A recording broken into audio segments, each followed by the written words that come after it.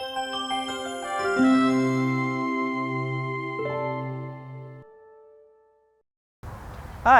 I'm your host, Bo Humphreys, and welcome to Around Milwaukee.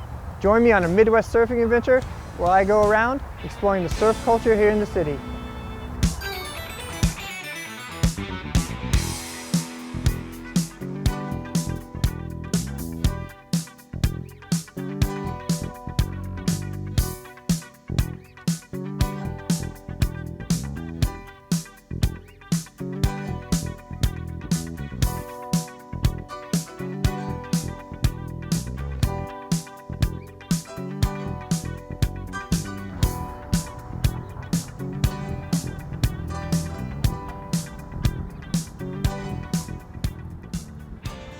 Hi, we're here at Lake Effect Surf Shop in Shorewood, and I'm going to head inside, talk to my good friend Jake. He's going to show me the ropes on how to surf here in Milwaukee, Wisconsin.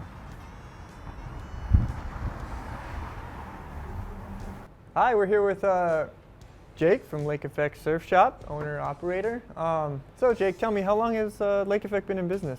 Well, we opened in 2016, June of 2016, so it's been about almost 8 years now, actually. So, yeah, coming up on our 8-year anniversary in June, and yeah. That's awesome. So you are the only surf shop in town, I'm correct? Yeah, absolutely. Yep, we're the only brick-and-mortar retail surf shop, with open hours that you can come in, rent gear, purchase gear. Yeah, it's kind of cool to be, the, how do I say, on the forefront or pioneering the, surf business here in Milwaukee. Yeah. And like, what was the reception when people found out, like, oh, you're opening an actual surf shop? Like, there was excitement in it. Like, a lot of the guys who've been surfing here for years. For sure, yeah. So what's kind of cool is I lived in Madison before this. So for years I was surfing the lake, whether it be here in Milwaukee, Sheboygan, Racine, kind of all over, which was really cool because it gave me an opportunity to meet the people in each one of these communities and kind of get, established and not just some guy moving to Milwaukee to start a surf shop. So, yeah. When I put things out there on social media and whatnot saying, hey, we're going to be opening a surf shop in Milwaukee, a lot of people were really excited and supportive. They're familiar with who I was already. Mm-hmm. So, yeah, it was really a good receptive, people really getting excited about this shop opening. The locals here in town were just stoked to have a spot that could buy wax and a leash if they broke one, or neoprene glue if they were to rip their wetsuits. Where typically we'd wait sometimes 5-7 days for that stuff to arrive in the mail from the online ordering before this. Yeah, I know, and the difference in California from there is you can walk into literally 7-Eleven and buy there's wax on the shelf in 7-Eleven. No, I don't doubt it. Right? That's so awesome. I could imagine it's very hard to find wax before you guys came here. I have to order. So what made you choose this exact location for Lake Effect? Well, we wanted something that was close to the beach, close to the lakefront, where our customers could take rentals and bring them back easily. And we also wanted to be in a good community that supports local businesses. So it took a little bit of digging, but we eventually found this location here on Capitol Drive in Shorewood. We're only a half a mile from the beach. It's right in the kind of center of our business district, and the building actually worked out great for what our needs. Yeah, I took a drive down to Outwater the other day, and it's right, boom, straight shot. You hit into Capitol, and then you got that beautiful park there. You go right down, and it's a really nice beach here in Milwaukee. Absolutely, yeah. It's great. People, hey, how do I get to the beach from here? I'm like, it's easy. Just go right down the road and park your car. So yeah, it's a great location. Super easy for our renters to get here and back with their gear. Yeah, I mean, and that's what makes this shop so perfect for Milwaukee is. In California and other surfy locations, all the shops are right on the beach, and this is just a stone's throw away. So it's not like you're down in Menominee Valley and people got to go all the way, so it's really awesome. Yeah, absolutely. So since opening Lake Effect Surf Shop, have you seen the surf culture grow here in Milwaukee? I mean, the culture has grown. I should say our community here in Milwaukee has grown exponentially since we've opened the shop. I'd say it's probably quadrupled in size in the past decade or so. And now there's some people that just surf on the warm, sunny summer days. The occasional time we get wave. I'm the weekend warriors. That would be me. Any condition, whether it be below freezing, ice in the water, things like that. So, there's quite a few surfers. You don't see them all, throughout the entire year, but you do, kind of see those weekend warriors pop out in the summer, and obviously those, those hardcore enthusiasts on a regular basis. Right, because often you're not down at the beach when the waves are good, because usually it's stormy, windy, overcast, and it's winter. Absolutely. And the best waves come here. Yeah, and I'm glad you mentioned that, because there's so many people that say to me, oh, I've lived here in Milwaukee my whole life, but I've never seen a surfer. And I say, well, you don't really go to the beach when it's 40 degrees, windy and rainy, and that's typically when we'll find a lot of, good surf around here. Yeah. Yeah. So you guys are out there just living the dream in the elements, huh? It is. Well, it's funny. It's like you say living the dream, and that might sound like a joke because we're here in, the Midwest and, in freezing cold water. But what's cool is a lot of people, we wish we lived in California or Hawaii or places that have better surf, but, friends, family, jobs, stuff like that, keep people here. So a lot of those people that love surfing are just stoked to be able to do it here, at their home in the Midwest. Yeah. And continue to do that, even though they might not be able to have that opportunity to live on the coast. Then I know, like, now the ice bath trend is, it's a trend now. Take a 5-minute ice bath. Absolutely. So I don't know what's wrong with those people. right? I try to avoid the cold water, and they love jumping in it. Yeah. No, I'm just kidding. So tell me, is there a difference between a Great Lakes surfboard for freshwater versus saltwater? All these boards that we have were built for the Okay. ocean. We just go through and kind of handpick the ones that are going to work well Right. here on the Great Lakes. One of the factors that we run into is that we have less buoyancy in our water without the salt. So there's about 20% less buoyancy without the salt in our water. So naturally, we like to ride boards that are a little bit bigger, longer, or have more volume, or essentially more foam in them to float you better on our less buoyant water here. Floating is always good when you're out there, on the water. Absolutely. So yeah, if you want to take a look at a couple boards right here, like this is typically what you'd see on the ocean for like a high performance shortboard, what a lot of guys Yeah. in California and Hawaii might be riding. You can see it's a very thin board, Yeah. really narrow, has a lot of rocker or that tip to tail curvature in it. And something like this is going to be made for pretty heavy wave, pretty big conditions. Yeah. Whereas we don't always get those here in the Great Lakes. So what what our version of that board would look like is something like this. About the same length, but as you see, much more width to it, Right. much more thickness, and a lot more what we call volume or Okay. foam that's in that board. And So this will help you stay more afloat with the less buoyancy that you have, and probably catch waves easier. absolutely, yep. When you have more board, it's just going to help you get into that wave earlier, kind of stay in that wave for longer, and just make it an easier experience overall for the surfers. Yeah, and I've read and heard that's one of the differences. If people come from the ocean, they're often like, oh, I didn't realize how hard it was to catch the waves here, because there's literally less flotation, so you're kind of deeper in the water. Absolutely. And the swells don't push as hard, Yeah, usually. Absolutely, and that's what a lot of people will come here and they'll be like, I feel like I'm paddling through concrete, and I'm like, oh, that's might be a little far, but A little yeah, soupy. Absolutely, you definitely feel it, and our intervals of waves too, they're not as spaced out as you see on the coast a lot. So we do have that next wave kind of hitting us quicker, Okay. and makes for a little more intense experience. Right, and you can't breathe because the water is very cold. All right, Jake, thanks for having me today here at Lake Effect Surf Shop. I learned a lot, and I'm excited to get out there, but I guess next I'm going to head down to Loader and Surfcraft and see how one of these bad boys is made. Awesome, Appreciate thanks for it. stopping in. Yeah, man. Have fun out there. All right.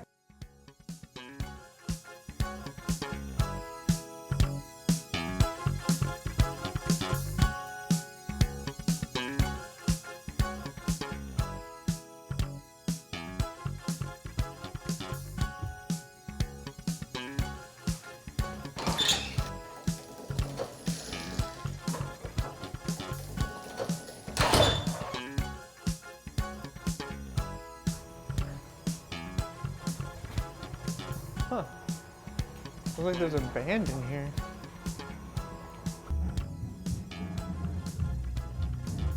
Hey, Tamir. Hey, Bo. How's it going? Good. What do you got going on here? Just gonna be starting a repair on this board. Oh, nice. Mind if I check it out, see how you process and all that? Totally. Yeah. All right. Just gonna go straight through Oh, here. right in here? Yeah, you Cool. can follow me. Nice. So this is your shaping room? Yep. So shaping and sanding. So basically, if I'm not doing any resin or fiberglass work, Okay. everything is being worked on in here. In here. Nice. So tell me about Loader and Surfcraft. It's your business and it's relatively new. Yeah. So Loader and Surfcraft originally was under the name Homegrown Surfboards, and basically, I wanted to get my skills up with repair and board building. Okay. So I was living in California with my girlfriend for a couple years. Nice. And decided to move back here. Mhm. And with the moving back to the Midwest, felt like it was, a change needed to be done, something fresh. So decided on a new name. What does Lodern mean? So Lodern is a combination actually of a name and a word. Mhm. So the first word is, or name rather, is the name Lo, which Mhm. comes from Rabbi Lo, Okay. who in Yiddish folklore was the rabbi or mystic who created the Golem of Prague. Oh. Okay. So like he created, this form, figured it was suiting that, I kind of sculpt and create things as well. Right. So, And then Dern. so Dern comes from the Yiddish or German word andern, Mhm. which means to change or alter Okay. something. Yeah. Nice. So that fits. That's a great name for a surf shaving company, board shaving company. Yeah, thanks. Name So of the you're- company. You're originally from Milwaukee? Originally from Milwaukee. Okay. Yep. And then did you start surfing here? I started surfing in Milwaukee back in 2010. Mhm. I've lived in California twice, so I've done some surfing out there. Done some surfing in like British Columbia, like in Canada. I've also been to Taiwan, a couple other places as well. Nice. So what's your favorite place to surf? I'd say there's some good spots in town. But you always come home, right? Exactly. Yeah. All right. Cool. Yeah. Aside from riding surfboards, what got you into actually repairing them and shaping them? So I think it was something that intrigued me, just coming from an artistic background. Mhm. Thought it would be something fun to try, and new surfboards aren't cheap. Right. So I thought, why not just try to make my own?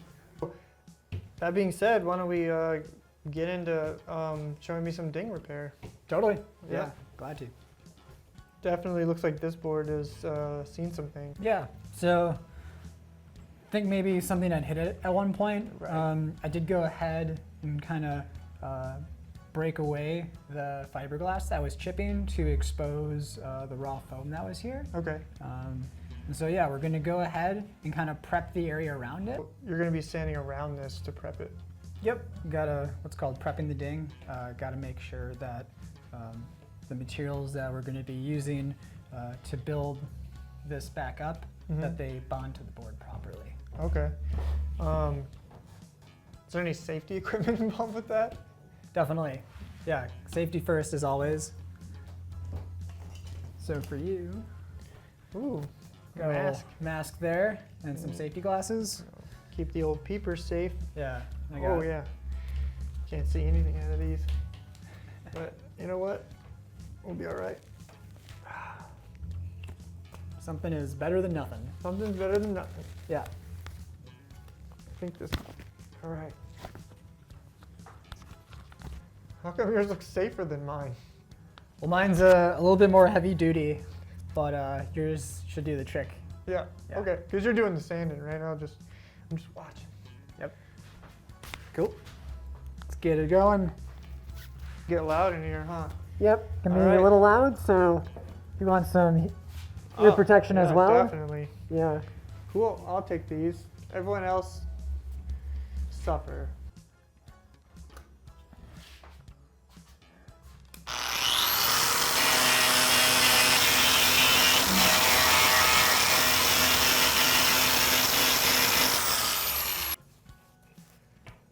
That was pretty easy. Went way faster than I thought it would, especially with the power sander. You can do that by hand too? Yep, you can do it by hand if you're a little bit uncomfortable using the power tools. Okay. And yeah, we're all set, ready to Yeah, get prep- some resin on it. Oh yeah, so we got to go into the other room for that, huh? Yep, gonna All go. right, so let's head on over there. Cool. Grab that. All right, so here we are in your glassing room. Yep. You call it. Basically, after you've sanded, you're coming here, and you're ready to glass. Yep. Ready to get a little stinky and throw some resin on this board. So we're gonna need these again. Gonna need these The again. next step here is clean this off before we got to apply the resin. Yeah. All we gotta do is can grab that. This right here. Yep. that hose right there, and just All gonna right. Give it a spray the little area dust. off. Yep. Perfect. So now it's time to mix some fill. Mix some fill. Okay. Yep. And we're gonna be going over here to do that. All right, let's walk over here and get this. So, Roll up my sleeves. yeah. So we're going to be adding basically 2 parts Cabasil Okay, Cabasil, to 1 part Q-Cell. Q-Cell. And we're going to mix that in with some resin, and we're going to make it the consistency of peanut butter. Peanut butter. Creamy peanut butter. Creamy, not chunky. Not chunky. All no. right. Nice and smooth. Okay. Probably the. Maybe pour a little bit back in.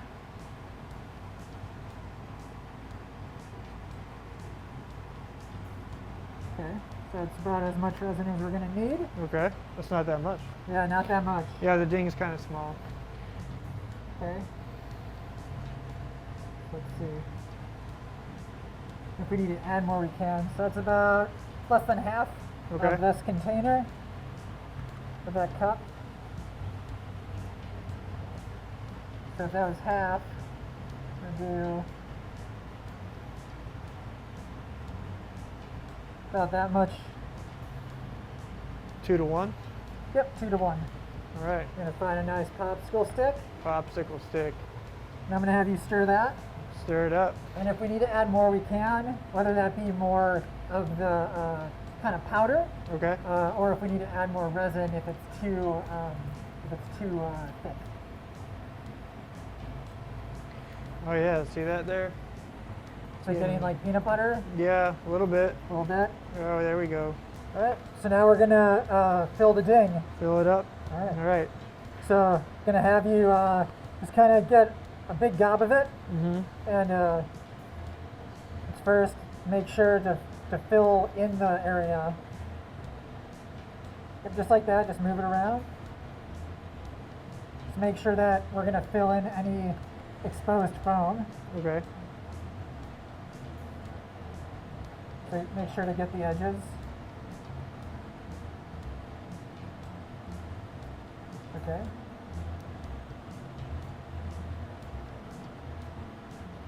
All right. How's that?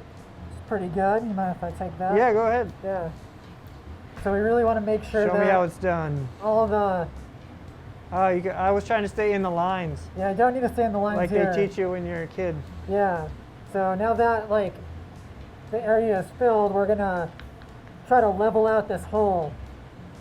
So we're gonna start at the end, and you can either use the squeegee or you can even just use your popsicle stick. Kind of level out the hole. Yep. Get Okay. that little dent out, you know. And Yeah. Okay. So we can kind of go back in here with something a little bit more precise. Kind of level that hole out. So looks like we need a little bit more on this side. So See, I was trying to be conservative with it, but you're just slapping it on there, like. slapping it on there. Yeah. Yep. And we can kind of clean it up later on. Okay. Doesn't need to be perfect, just needs to be on there. Alright, so it's looking okay? Yep. Cool. Looks good to me. So we're just tossing it in this box. Yep, just toss it in this box. Okay. And this is it's my cure box. your cure box. And how does that work? The resin I use is UV activated, Uh-huh. so it hardens with UV light. I just need you to flip that yellow switch there. Get this thing cooking. Woo! Look at that. It's like a tanning bed for a surfboard or something. Yep, tanning bed for a surfboard, exactly. Catching some rays. All right. So thanks for having me today here at Lodern. I learned a lot, and I'm really excited. So I'm gonna head down to Bradford and meet up with Daniel from High Five. Sounds good. Yeah, All right. it's good seeing you. Thanks for coming by. Yeah, I'll get out of your hair. Yeah, get you out in the water now. Woo. All right. See you out on the water. Yeah, catch you around. Later. See ya.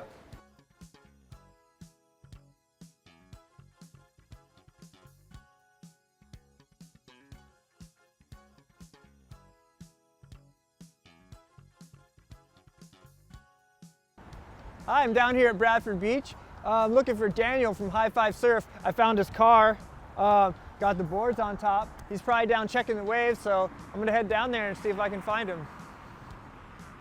So Daniel, tell me about High Five Surf. High Five Surf LLC offers surf lessons year-round on Lake Michigan, all equipment included, and we have some other services, surf coaching, guided surf experiences, surf skate lessons, and we also offer surf photography and surf videography. Oh, that's awesome. So tell me about water safety here on Lake Michigan, like pertaining to like surf breaks and just overall like wave conditions. Yeah, so with water safety, you want to make sure you know about rip currents. Even though most of the times we're surfing, we're just dealing with a cross shore or side shore current, which will feel like you're in a stream, or if it's a strong big wave day, it might feel like a pretty strong river. I've never had it sweep me off my feet, but it is a steady, strong current. Really, we're dealing with water displacement, so water flushing is in, it needs to flush out. That's essentially what we're dealing with as far as rip currents. I've never experienced an undertow or anything, but when that water displacement takes place, if it was a rip that was really strong, you would just swim to the side of the current, let it pull you out while you're swimming to the side, and then safely go in. The good thing about surfing is we're attached to a personal flotation device, aka our surfboard, with a leash, with a leg rope, so it's quite safe. And as surfers, we actually use that water displacement, those rip currents, to get out to where the good waves are faster and more efficiently. But as far as water safety, you want to make sure there's no rocks when you're learning. You want to make sure there's no rocks under the water. You want to choose a nice open beach break. You want to make sure there's good lateral distance, so it's a very wide and spacious beach break. You also want to make sure you're not by swimmers or other surfers, and keep your spacing when you're learning. So that's some of the things that could be said on water safety, but there's a lot more we go into in our lessons. Okay. Thanks so much for all the info. I think I'm ready to go ahead and get out there. All right, let's get you suited up. Welcome to your heated changing tent. We have an indoor safe, low oxygen shut-off heater in here. Okay. It's in the corner safely, it's small and out of your way.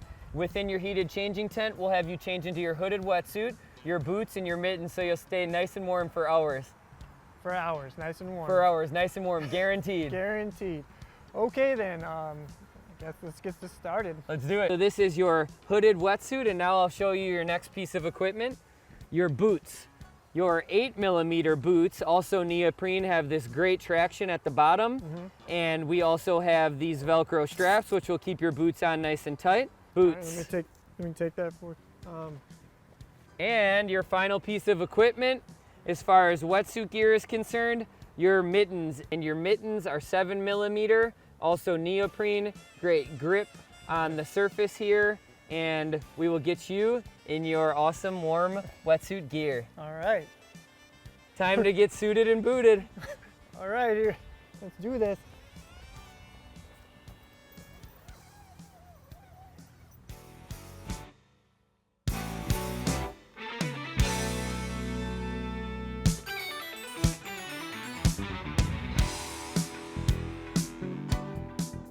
All right, so we're all suited up, got the 10-footer, and I'm about to head out, and see what Great Lakes surfing's all about.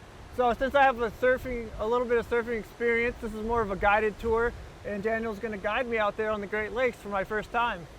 Yeah, like Bo said, since he has some surf experience, this will be a guided surf experience. Let's head out in some cold water.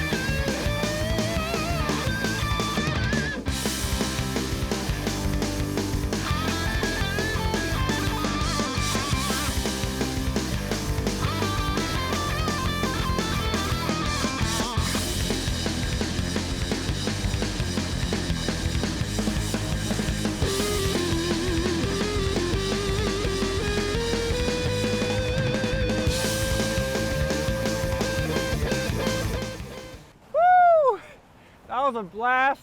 Way warmer than I thought it was going to be. My first Great Lakes surfing experience was awesome. Thanks to Daniel at High Five. Thanks to Jake at Lake Effect. And thanks to Tamir at Low Dern. This has been Around Milwaukee, surfing the Great Lakes. Tune in next time.